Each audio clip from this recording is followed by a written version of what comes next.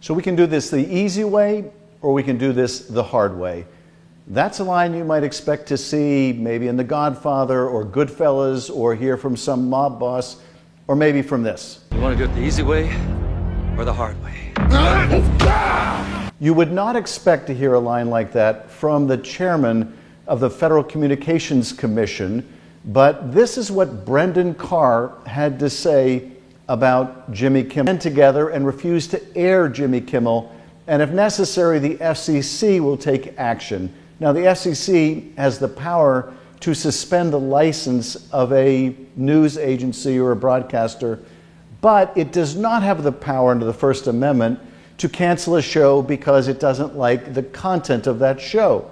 But nevertheless, the threat by the FCC chairman, the urging by the FCC chairman that local broadcasters refuse to carry the show carried a lot of weight, because the next thing you knew, Nexstar, which owns dozens of local broadcast stations, says it's going to stop airing Jimmy Kimmel. Now, why would Nexstar do that? Nexstar wanted to merge and acquire a lot of other stations, and it needs the approval, yes, the FCC. So the head of Nexstar, here's Brendan Carr saying local broadcasters take action against someone who's a critic of the president, and they do.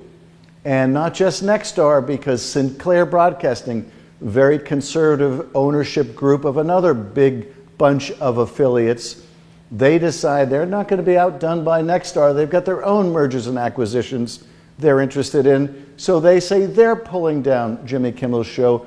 And within a short period of time, Disney, ABC caves, and they pull Jimmy Kimmel off the air. So you have this censorship, and it's not, of course, in isolation. They pulled Stephen Colbert off the air next year, and why? Because Paramount, the owner of CBS, which airs the Stephen Colbert Show, Paramount wants to merge with Skydance. And the FCC was threatening that merger unless basically they did what the president wanted. In that case, the president wanted a payoff. He wanted settlement of litigation he had initiated against CBS over how they edited an interview with Kamala Harris, a completely bogus lawsuit. But CBS decides to pay him $16 million. And then CBS decides they're going to cancel Stephen Colbert, and magically, days later, merger approved. Now, as you might imagine, Jimmy Kimmel's colleagues, like Stephen Colbert, are coming to his assistance, and not just his assistance. They're coming to the assistance and rescue of the First Amendment. Here is what Stephen Colbert had, and here's Jon Stewart. Shut the f*** up! Yay! You may call it free speech in jolly old England, but in America we have a little something called the First Amendment. And let me tell you how it works. There's something called a talent-o-meter. It's a completely scientific instrument that is kept on the president's desk. And it tells the president when a performer's TQ, talent quotient, measured mostly by niceness to the president, goes below a certain level, at which point the FCC must be notified to threaten the acquisition prospects for billion-dollar mergers of network affiliates. These affiliates are then asked to give ultimatums to the even larger megacorporation that controls the flow of state-approved content, or the FCC can just choose to threaten those licenses directly. It's basic science. And here's a snippet from a Dutch show giving you a sense of what they think Disney is going to look like in a few years of MAGA censorship. Dus de show van Jimmy Kimmel is van de buis gehaald door Disney, omdat Donald Trump met de hulp van een behulpzame toezichthouder bezig is om iedereen die kritiek heeft de mond te snoeren. Trump heeft al die bedrijven dus echt totaal in zijn zak zitten. En zelfs het grote Disney is dus als de dood voor Trump. Alles moet nu gaan zoals Trump het wil. Alles moet MAGA worden. En als je naar de nieuwe plannen van Disney kijkt, dan kun je dat ook wel een beetje zien. Our nation is changing. In order to ensure the continued provision of high-quality works to our audience, the Walt Disney Company acknowledges the necessity of adapting our content. We bring you a whole new Disney. Hakuna Matata. There are new stories to be told. Oh, Belle, you're so hot. If you weren't my daughter, I'd probably be dating you. I can show you the world. So we now have two late-night hosts who are the victim of this censorship, who are the victim of this Trump extortion, really, of media companies that their bigger businesses will be threatened if they don't take prominent critics off the air. Now, lest you think there was something else involved, this is the president's reaction to all this. Jimmy Kimmel is not a talented person. He had very bad ratings, and they should have fired him a long time ago. So, you can call that free speech or not. That's right. He's gleefully celebrating that they have pulled Jimmy Kimmel off the air. And not just that, but he wants them now, he wants another network, NBC, to pull off Jimmy Fallon and Seth Meyers. So this is where we are in Trump's America. It starts early on in the administration when Donald Trump proposes the stupid Gulf of America idea, and the Associated Press doesn't want to use that terminology. They continue to talk about the Gulf of Mexico. And so the AP reporter is disinvited to cover certain White House events. And then it continues with the president suing the Wall Street Journal because they had the audacity to reveal some of the relationship between the president of the United States and a pedophile known as Jeffrey Epstein. So the president is suing the Wall Street Journal and he's suing Fox.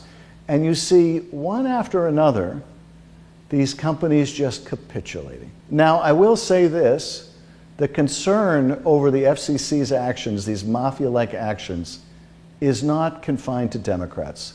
Here's what Ted Cruz recently had to say in a podcast. No. Look, I like Brendan Carr. He's a good guy. He's the chairman of the FCC. I work closely with him. But what he said there is dangerous as hell.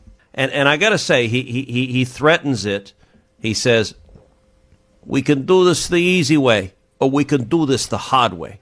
Yeah. And I got to say, that's right out of Goodfellas. That's right out of a mafioso coming into a bar going, nice bar you have here. It'd be a shame if something happened to it. But let me tell you, if the government gets in the business of saying, what you we can and don't can't like say what you, the media, have said, we're going to ban you from the airwaves if you don't say what we like, that will end up bad for conservatives.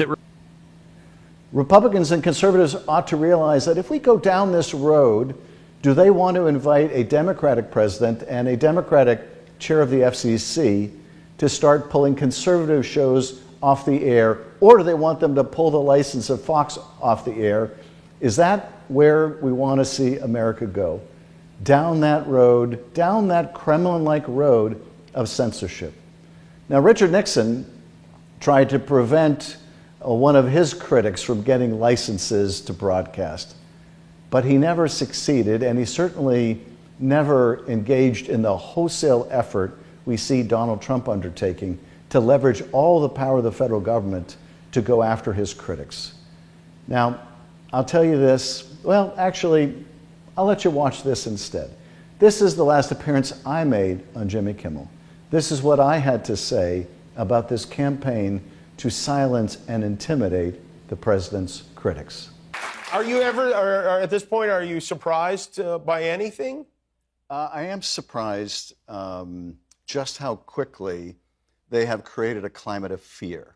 I wouldn't have thought it possible, but by going after universities, they're intimidating other universities. By going after certain press organizations, they're causing others to self-censor. Mm-hmm. By going after certain law firms, they're causing other lawyers to not want to take cases if they think it will be retaliated against by the administration. Companies, towing a Trumpian line because they're worried about losing government contracts. I would not have thought it possible to so quickly create that climate of fear. And we have to band together. We have to speak out. We have to push back. We have to show courage.